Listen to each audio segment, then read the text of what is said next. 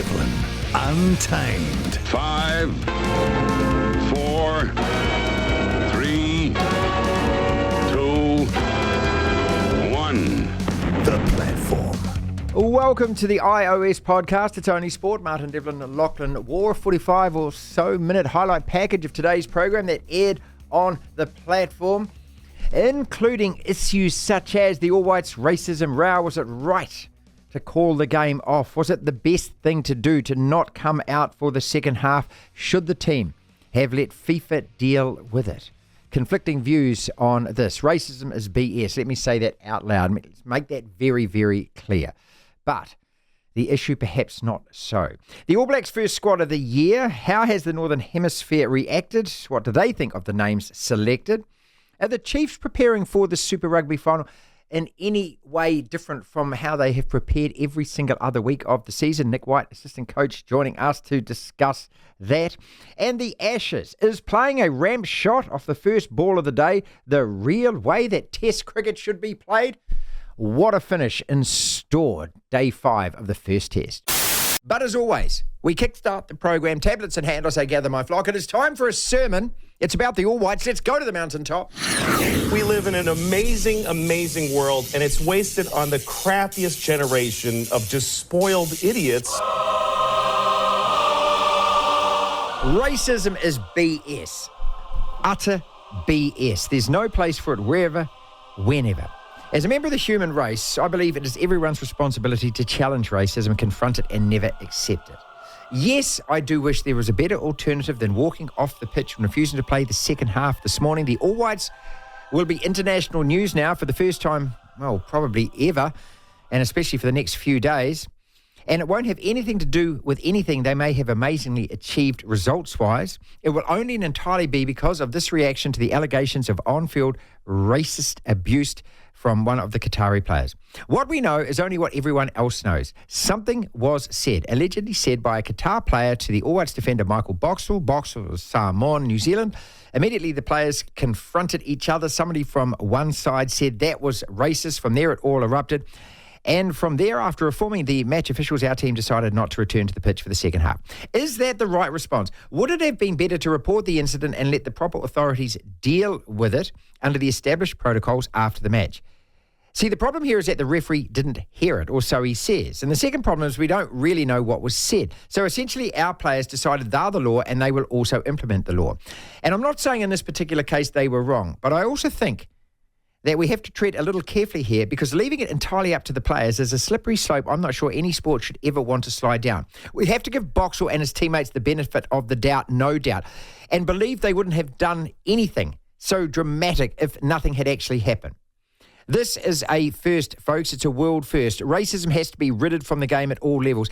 And toothless, useless, corrupt old FIFA can't be left to decide, to act and do what's right, because we all know in most circumstances, especially when dealing with the sovereign fund nations in that part of the world, they don't do anything. In fact, they do nothing. Racism is BS, period. And today, I'm proud the All Whites stood up and actually did something. Devlin. What do you want? We want information. Information. You won't get it. The Platform. 0800 Debate is the number here at the platform, 0800 Debate. You can feel free to call, comment on this if you so wish. If you want to send us a text, well, standard fee charges apply, and that's 5050 5050. That's a Bob each way bet. Your thoughts on it? Love to hear from you, 5050. But in the meantime, Lachlan, we have sports news headlines, and it's a Tuesday, which means the bulletin's just racked, stacked, Shellacked? packed, I was going to say. Not shellacked. No. So no one's smacking it. Nah. Well, I'm smacking it to wake it up because, no, there's not a lot of news around because it's a Tuesday. Well, but thank you, All Whites, for providing some news that's then. the thing. And a Thank you, talking All point. Whites. Indeed, thank you, All Whites. And I'll start off with that story. It's the biggest New Zealand sports story today.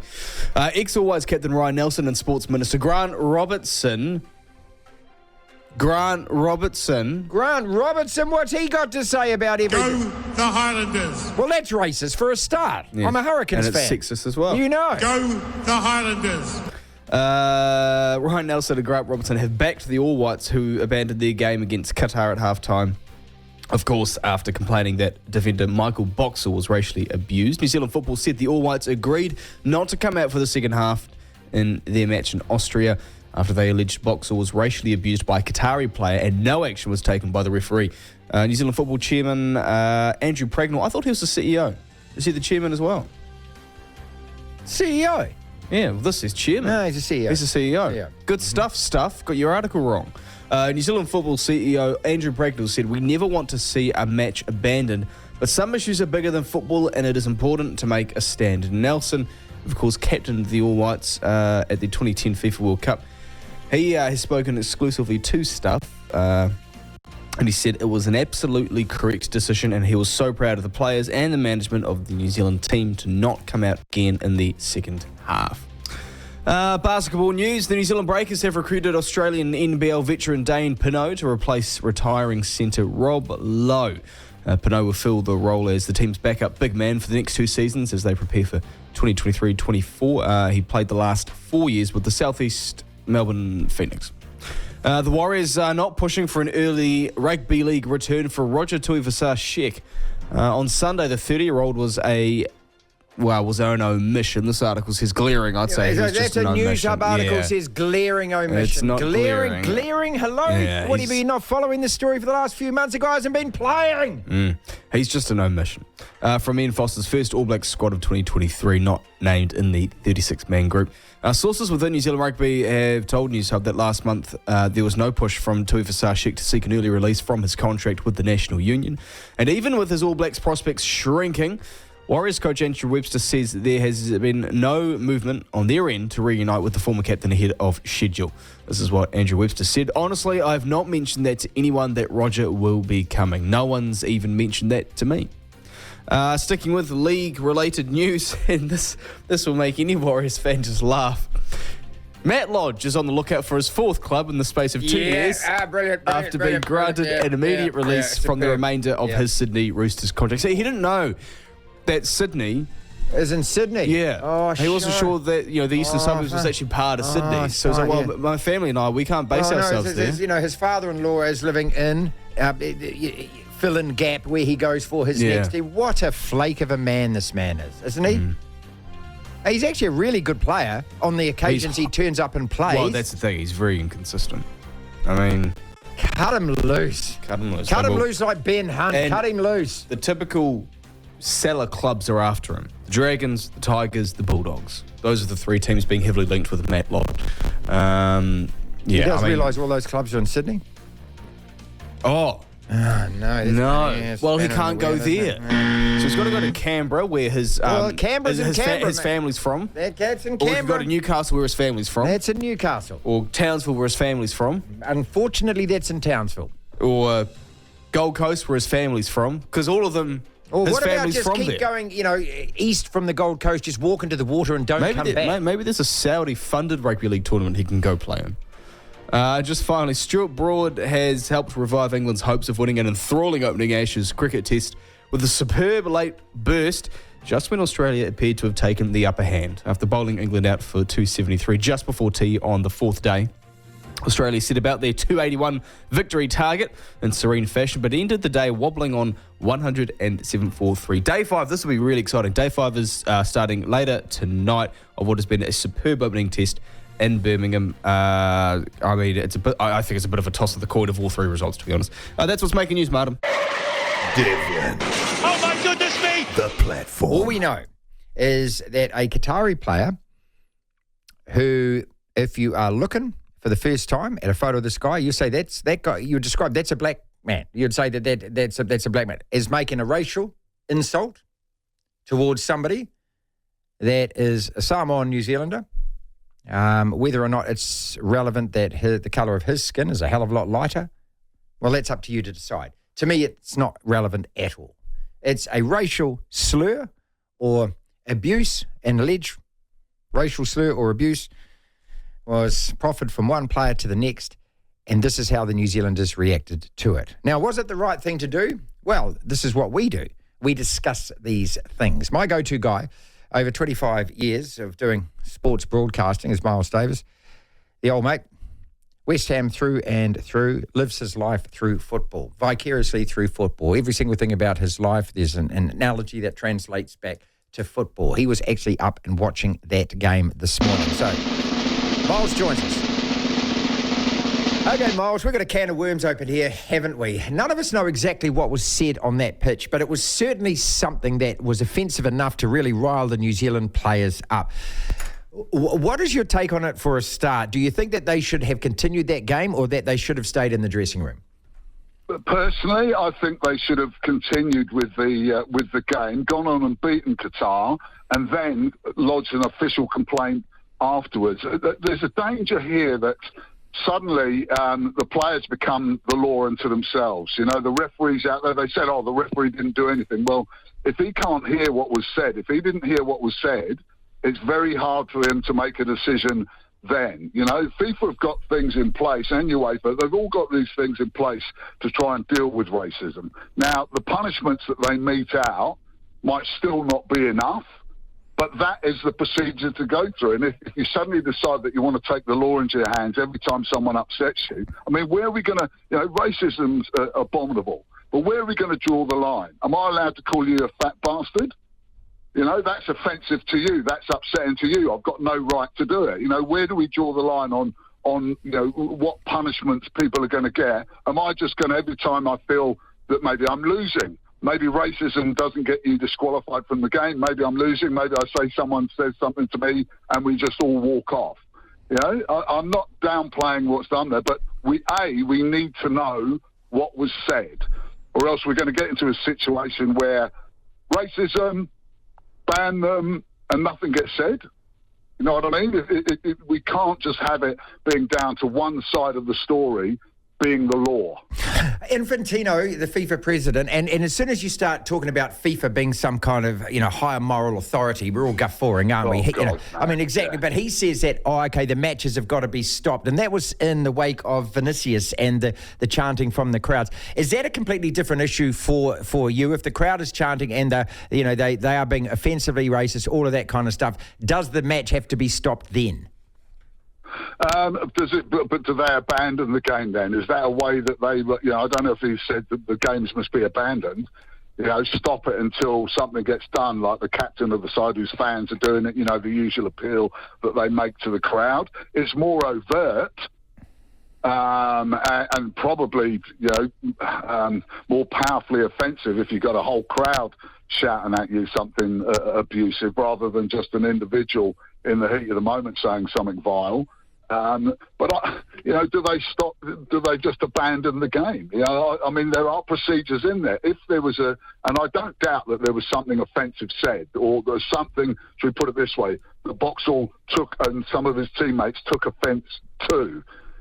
But surely it's got to go through due process. I just can't, I was going to say you've played sport, but all you've played is squash, and you're too knackered in that sort of game to say anything. But there's a lot of unsavoury stuff that goes on the pitch, and I'm not justifying it, but if people walk off every time something bad like that happens, especially when there is a protocol and there's a methodology for trying to get, justice for it or get the right punishment meted out, then, where are we going to end up? All right, Miles, thank you for that. 0800 debates, our number, 5050 on the text. They're just pouring in. I'll get to them in a second. Chris Milicich is on the other line. I've known Millie for a couple of decades as well, coaching kids football with Crossed and, the odd time clashed on the sideline, I suppose, but we got over that, didn't we? We're bigger than that. Chris is also the holder of the highest coaching badge that FIFA awards. So he's a grade 1 coach, so he can go and coach anywhere in the world, any team he likes in the world. He also joins us. Millie, like me, I didn't watch the game, and I've gone back and I've tried to look as much footage as I possibly can, and I can't figure out what was said, and so nobody knows exactly what was said. Your initial reaction to the fact that our team didn't come out for the second half is what? Well, fundamentally, I know these coaches and I know these players, to make that decision, they feel extremely strongly about this, and they also believe that an action needed to take. So it's not like these are flighty individuals. These are these are serious people. These are people who take what they do serious, and if they're prepared to make this stance, then you have to believe that it's a pretty serious thing for them and what happened. It's on the field. Words are exchanged. They are obviously offensive because you can see the way our guys react to that. Going off the field and then refusing to come back on is an extreme reaction as you can possibly get. On reflection, and this is what we do on this side of the microphone because we have time to think about it afterwards, is it better to let the referee and due process take place after the game? You lodge your complaint, you say this happened, rather than you be the law and then you make the law. Except we've been talking about this for the last 5 or 10 years. There's banners saying, say no to racism, all sorts of things happening, and nothing ever changes. I believe that a lot of people involved in the officialdom of sport in general, they say and do things because they're forced to do it from general public, and then they choose to whitewash this. This is Qatar we're talking here, one of the countries that fund a huge amount of sport around the world, and I can almost guarantee nothing would be said, nothing would be done. It would be swept under the carpet and ignored. This is a friendly match, so there's no points on it. There's no nothing. I mean, there's someone's going to be out of pocket. But the reality is this is the only opportunity for the players to say, we've had enough. And let's not kid ourselves, New Zealanders are not cowards. If this happened, they're prepared to stand up for the right thing and can ignore the fact. Because if this had been anywhere else, I mean, look what happened to Vinicius Jr. for Real Madrid, and everybody just washed it under. And what he had to put up with was appalling, and it was all just washed under. So until this is highlighted and a proper adult conversation can be had and said, if you do that, punishments are severe, it's still going to be there. Or alternatively, just say, if carte blanche, do what you like, stop putting banners up and stop putting nonsense up. Either you take things seriously as you say you will, or you don't bother. Chris Milicich is with us. He is a FIFA-accredited Grade 1 coach. He's been around the football scene in New Zealand for a hell of a long time, including our national teams. And as you say, Millie, you know all of these people involved. I'm just going to go to the absolute edge here. And, you know, one of the frustrating things about watching football is the professional fouling, the diving, the falling over, the hands on the face, all the play acting that goes on. I fear the opening of a door which says we're down 3-0 in a very crucial match here, and somebody decides that somebody said something to them, and then they stop, they refuse to play, and they go off. Is that just me creating a hypothetical situation that will never happen, or could that be something that does happen in the future where players actually start using this in a way to benefit themselves because of what's happening on the pitch results-wise? Yeah, look, it could happen. I mean, let's look at ourselves. Football's the only real global sport with every single country involved. We've got to be very careful we don't put the attitudes of European attitudes towards fair play, etc. And it could happen. But the reality is this is a friendly game. It's happened. But it's like anything in football, Martin. The referees have the power to stop it all. They choose not to. So until we get the officials that are prepared to go, I mean, if he heard that, he should have just gone, right, red card, you're off. Boom. Don't care, get off. You know, the dive, the play acting, boom, red card, get off. I tell you, it doesn't take more than 3 or 4 weeks. I agree. You solved it. I agree. Every time a player gets in a referee's face and he flicks a yellow card, yep. 3 or 4 weeks, it stops. Yep. So the officials have the ability to do this. They choose not to. So as far as I'm concerned, until the officials actually use the tools they're given to stop this stuff, they can, quite honestly, put their hand up and go, we allow this to happen.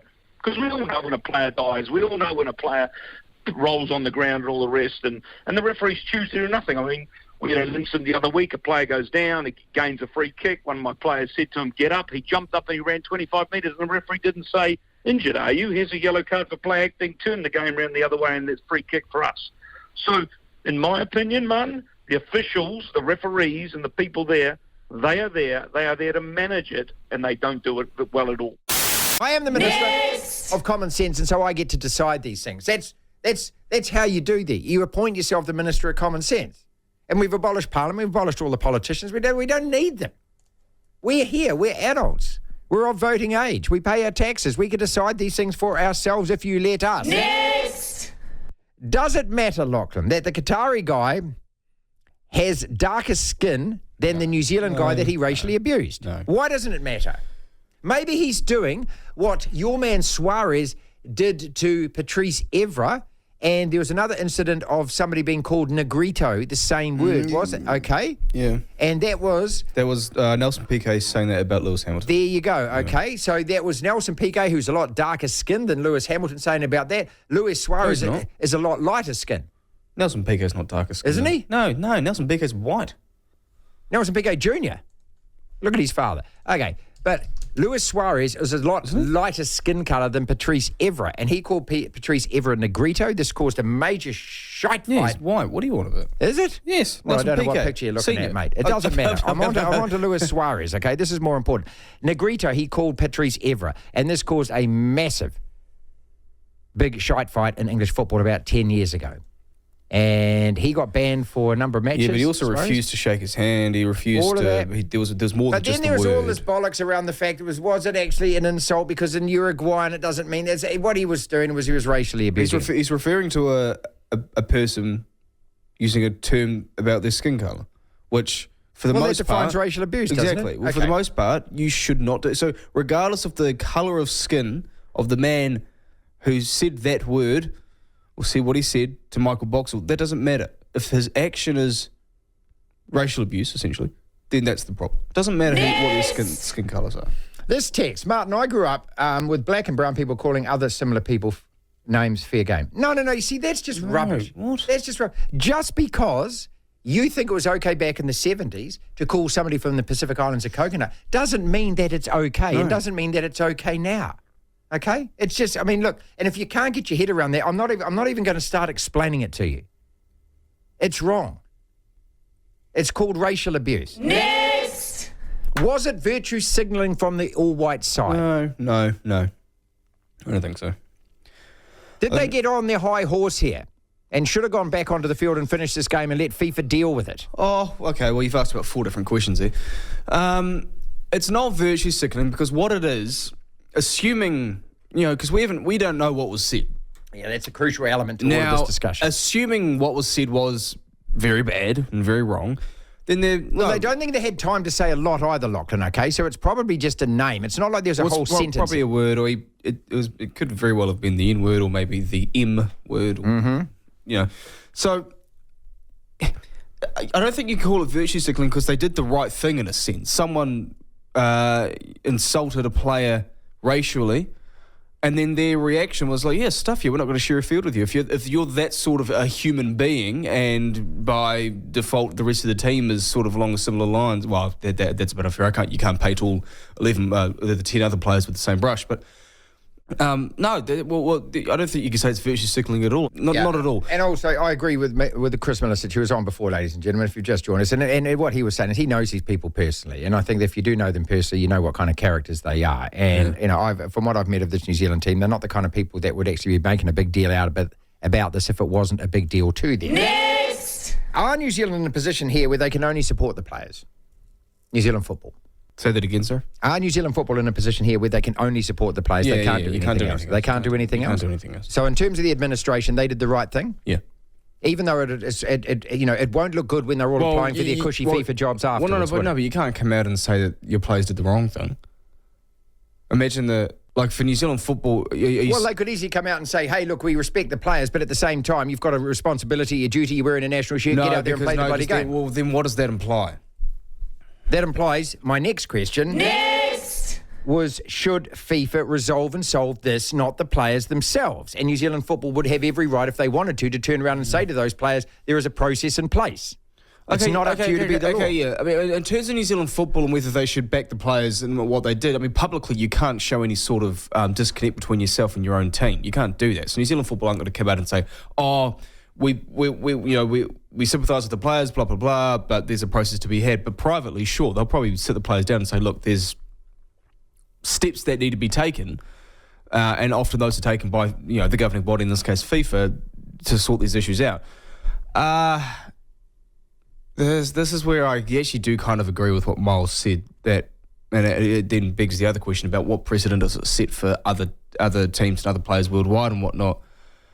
That it's a very dangerous game when players are taking things like this into their own hands and are making these calls that are well out of reach of their pay grade entirely. Mm-hmm. That's what I figure as well. Final question then is, how does it finally end? What does FIFA do from here? I mean, I know how it's going to end, but how should it end? Because what it's going to end with is a big pile of nothing. There's going to be an official investigation into this, and no one heard anything. Well, you said that, we said we didn't say it, and that's how it's going to end. And there'll probably be some kind of, I think, soft reprimand for the New Zealand players and team that next time let the referee deal with it. That's what I think that FIFA are going to do. Because they're not going to stick one up the Qataris, mate. They're not. No. They're not. I mean, when it comes down to it, you've got Qatar with this big money bin over here, and you've got little old New Zealand over here who offer nothing. Zero. And we know that FIFA are in bed with the Qataris and have been for however long since the brown paper bags bought them a World Cup. Yeah. So how does it end? I really don't know. Probably nothing. Yeah. Yeah, probably nothing. Because you spelled it out pretty clearly there. New Zealand obviously have no sway on the world football stage. No. I would say one thing, though. There'll be some sort of action from FIFA to show a... what's the word I'm looking for? Sympathy to New Zealand publicly, and they'll put out some statements and say it was terrible, it's wrong, we're going to investigate, we're going to do this to make it look like they're doing the right thing, when in fact probably nothing will go on. And nothing will go on. Devlin, Unbelievable. Incredible. the platform. They haven't played well the last couple of games, but they are the best team in Super Rugby. How is preparation this week? Is it any different from every other week? Is it just a normal week? Is it just another game? Nick White, assistant Chiefs coach, joins us. Congratulations on the semi-final win, mate. What do you take out of the last two matches where you haven't been at your absolute best, but you've had to grit and grind your way through two knockout games? Well, I think it's exactly that, Marty. I think that's been the best thing. We haven't, we've had to work like buggery to get the wins, and it hasn't been easy. And we've probably had to dig ourselves out of not out of a hole, but we've sort of had to, especially on the weekend, it was getting, 12-6 or 12-9, and, it wasn't until sort of the last 10 minutes until we sort of got a bit of pill in hand and got some momentum, ended up getting that try and pushing ourselves out. So, it's obviously the perfect thing would have been to score a few more tries, and it would have been all fluffy and lovely, but I think it's been good that we've had to work pretty hard to get both those results. Has it been a real reminder, not that you probably do need reminding your coaches, but just for some of the players who've never been in a position of, okay, this is knockout football, the only thing that counts is winning? Yeah, totally. I think it's crucial, and I think do or die stuff for the last 2 weeks. We've been under the pump, but we're certainly going to be under the pump this weekend, that's for sure. And I think we're probably going to have to, if we get given a few chances, we're going to have to take them. Otherwise, it's going to be a tough old night. But like I say, we might only get 1 or 2 chances, and I think we played them a couple of years ago down there in the final, and we weren't good enough to take our opportunities, and hence coming second. After beating them twice this year, though, what have you learned about them? Or does that mean nothing going into a final against them? Oh, it probably doesn't mean too much, but I think it's probably like everyone, when everyone talks about it when they play them, is just, your discipline and just making the most of your chances, because, as we all know, they are clinical, and if you are ill-disciplined and don't take chances, you come second. It's pretty simple stuff, and they will go and go and go. They'll have a plan too. They'll always have something up their sleeve that's chuck at this. So you've got to be able to deal with them having the ball for long periods of time and not give away silly penalties. Tactically, and we've been trying to sort of figure this out in our own brains, just watching from the sideline, kicking a lot of ball away on Saturday, and a lot of it was down the field, not going for touch. Was that because of the conditions, because it was just so wet, you decided that the best thing to do was to pressure them into making errors? Yeah, a little bit of that. And it's sort of the old, finals footy too, Marty. You don't really want to play too much in your own sort of 30, 40 metres. Probably the week before we probably kicked too much, and our kicking was actually good, but we could have made it even better by when they kicked it back to us. The Reds kicked it back to us, and we could have carried a bit more and put them under the pump. You know, we got a fantastic back three, and we probably could have used them a little bit better. And sort of just getting the balance right. Yes, you've got to be good at your kicking, but you don't want to kick it away all the time too, because these fellas that we're playing have got the ability to put us under the pump too if we don't kick well. At the beginning of the season, this is obviously your ultimate goal, to be playing in this game and give yourself a chance of winning the championship. Did you genuinely believe this year your team was good enough to be playing and hosting a final at home? Yeah, I think we did actually. Yeah, like there's a lot of those, a lot of those boys we've had in that team for the last sort of 5 or 6 years, and they've been around a bit, and they've obviously the 8 or 9 All Blacks and some guys that have been All Blacks in the team before. So we've had the nucleus of the team together for a long time. So it was a fantastic opportunity this year for the boys to grab hold of it and try and make every try and get ourselves to that final, and definitely have the talent, and it was just about keeping things simple and everyone nice and clear and on the same set of tracks as each other, and off we went. So I think we did back ourselves right from the start, and I think that's been probably a lot of the reason, just having that confidence, and not being overconfident, but just being confident in ourselves and our teammates, and just get out there and back ourselves from week to week to have a crack. Always good talking to you, dude. Thanks so much for your time, mate. No worries, mate. Good to talk to you too. To hear the full interview, download the platform at the App Store. Via Platform Plus, you can go back and listen to the whole show and all of the interviews in full. Talking Test cricket, day 5 of the Ashes. First Test, Edgbaston. Jon Norman, cricket editor, talkSPORT. Oh, thank you for bringing me on. Any opportunity to talk about one of the most entertaining 4 days of cricket I've seen since, I don't know, maybe Wellington. Wow. This is when Test cricket hits the peak, when it's allowed to flourish, when it's allowed to be the best game in the world, it nails it more often than not. And the last 4 days, warts and all, because it's not been perfect, it's nailed it. It's been amazing here. Let's talk about that aspect of it. So we demand perfection always when it comes to a top-level sport. But what we're actually seeing here is we're actually seeing 2 captains, 2 teams that are desperately trying to win. And so that means you're going to take a few little risks here and there. That means sometimes the field settings are a little questionable. That means sometimes your shot selection the same. Is that what you're saying? England have gone in with a high risk and high reward strategy, which has served them very well over the last 12 months, losing just 2 games in 12 months, right? Including that incredible game at Wellington, Basin Reserve, one of the best matches I've ever seen. How lucky am I that within 2 test matches, I was at the Ireland test, I may see an even better test match.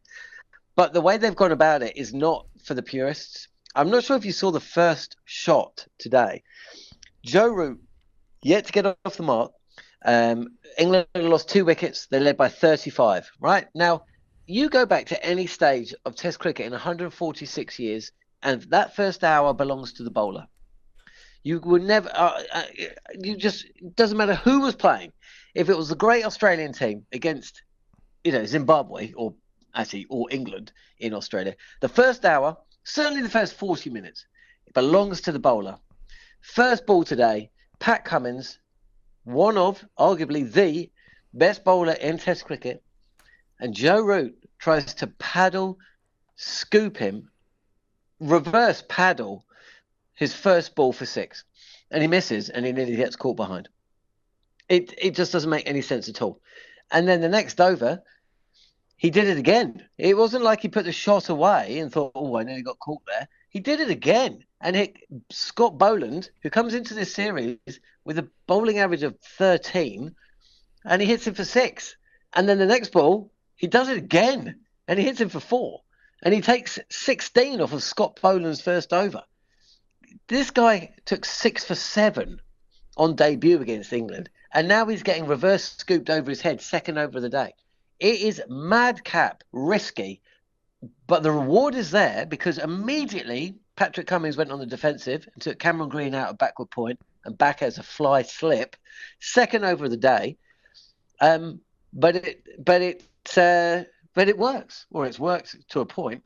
So yeah, that's crazy. The Australians though, they're trying so hard to show to everybody that they're not getting affected by Baz ball, that they're actually going uber defensive. They're going like they're playing in 1950s Test cricket.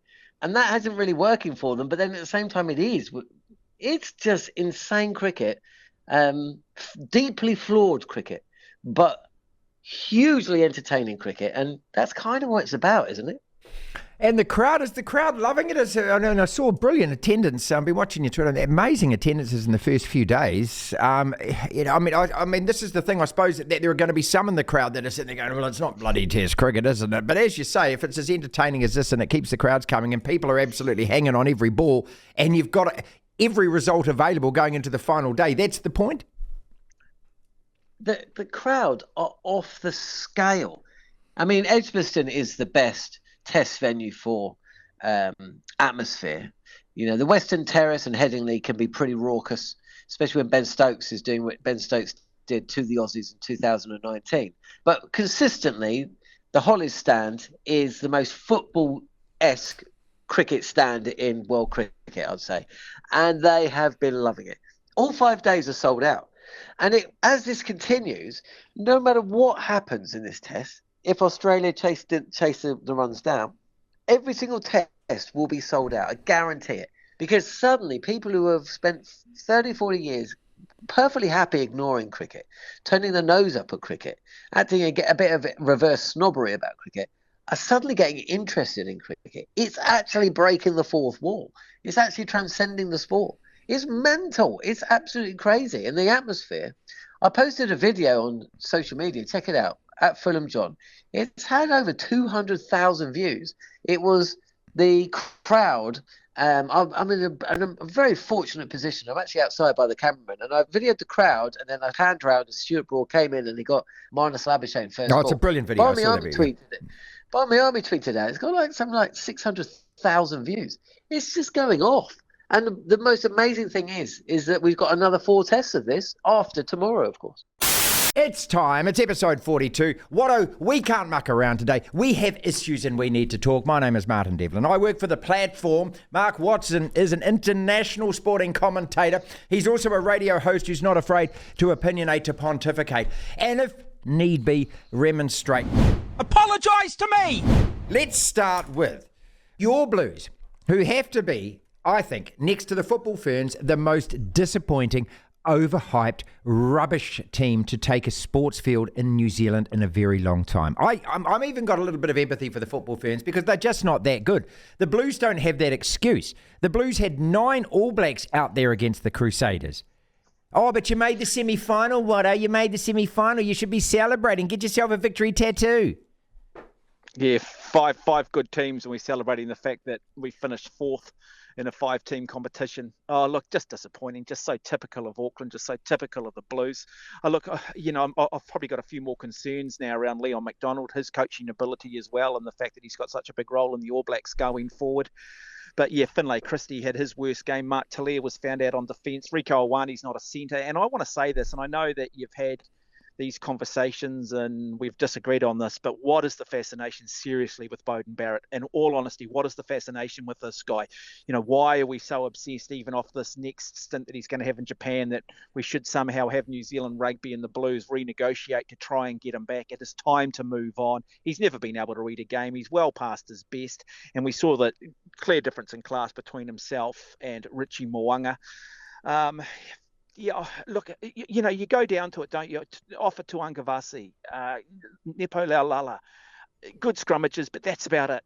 And that's been part of New Zealand rugby. We've placed so much emphasis just on scrummaging that players no longer have that ability for Steve McDowell to carry the ball, to run, to get to breakdowns, in a game which now requires really good ruck speed, that ability to turn over ball very, very quickly, staying on your feet, forcing the turnovers. Some players have stood up this year. I've been reasonably impressed with Adrian Choate. I think Ricky Riccatelli brings something, but also just dealing with the Blues organisation. I'm not sure how you guys go. No, it's impossible, mate. Absolutely impossible, mate. I know from an SENZ point of view, and we're trying to get Auckland, their media guys are just appalling, just atrocious to deal with. Never put anybody up. It's a Wednesday. Our guys don't do anything on a Wednesday. It's their one day off. But you wonder why these players can't go out there, can't change a game plan. You look at it. We've got a line-out coach. We've got a scrum coach. We've got a forwards coach. We've got a coach. We've got a backline coach. We've got a kicking coach. We've got a defence coach. We've got an attacking coach. We've got nutritionists. We've got exercise physiologists telling them how to do stuff in the gym. We've got somebody paid in the damn background telling them they need to get a degree in case their rugby career falls over. I mean, none of these guys have to think for themselves anymore. It's all about me. Pay me a lot of money or I'm going to disappear overseas. We'll go then. Because I tell you what, I'm going to send that club a video and say, this is actually what you play like under pressure, under stress in an important match. You've just basically just ripped your own CVs in half, most of you players. I mean, you don't think that the world doesn't know that under pressure you crack like an egg? And you've done it for the All Blacks, most of these guys, and now you're doing it for the Blues. How could they be so absolutely unprepared for that game? It was a mirror image of the final last year. They got smacked in the face, and then they just folded and melted, mate. And as you say, Leon McDonald, I mean, tell us what you've won, mate. Tell us what you've actually won. If your name was Ian Foster, the whole country would be calling you for to be sacked, mate. But this is the problem too. We talk about this, but look at the way coaches are appointed now in this country. Who cares if you've coached at first 15, senior club rugby level, maybe done some under 20s, and you've never been on the cover, you've never been an All Black? There's no pathway for you. Every coaching job has basically been taken by some former rugby player, some former All Black coming in now, because apparently if you're a great rugby player, you're a great rugby coach. So, we've shut those pathways down. Then you take the Blues. You mentioned 9 All Blacks. I mean, look at the team Ian Foster's pick. Just rewarding the same guys, still telling us somehow they're going to turn donkeys into thoroughbreds and we're going to win this Rugby World Cup. The Highlanders are crap. So basically there's no one to select from the Highlanders. Then you look at the Blues performance and say you've reduced rugby down to about 3 teams in which we select from now. And somehow we expect it to be healthy. Somehow we expect to win a Rugby World Cup that beyond next year, once a whole lot of players up and leave, these veteran players, that we've just got all this depth coming through. The game is just an absolute shambles. It's an absolute mess. We said this 6 or 7 weeks ago, Mark. That when it's all said and done, it'll be a Crusaders-Chiefs final. And what's happened? It's a Crusaders-Chiefs final. And the fact that the Crusaders can win every year, even though they are just decimated with injury, does not say a lot about the state of the game in this country, does it? And it just reinforces what we've said every week. I've just had an absolute and utter gutsful with it. And then I have to sit there and listen to Ian Foster tell me why Sean Stevenson is not good enough. Oh, he's got some defensive deficiencies, yet at the same time goes and picks Caleb Clark. No wonder some of these players end up going overseas, because there's no pathway. Stay here, be patient, don't take the money. We will reward you. No, you don't. No, you won't reward for quality. He's been the best player all year and still only makes this All Black squad based on the fact that he is there for injury cover. How does Jack Goodhue not end up making this midfield? We need experience. We need some class. You think we're going to win a Rugby World Cup with Geordie Barrett and Rieko Ioane? To hear the full interview, download the platform at the App Store. Via Platform Plus, you can go back and listen to the whole show and all of the interviews in full. That's our podcast for today. Thank you so much for listening. If you want to listen to the entire show 1 till 4, Monday to Friday, download the Platform app, and via Platform Plus you can go back and listen to whatever shows over however many weeks at your leisure, at your listening pleasure. Platform Plus. First thing to do though is download the Platform app. Devlin. Oh my goodness me! The Platform.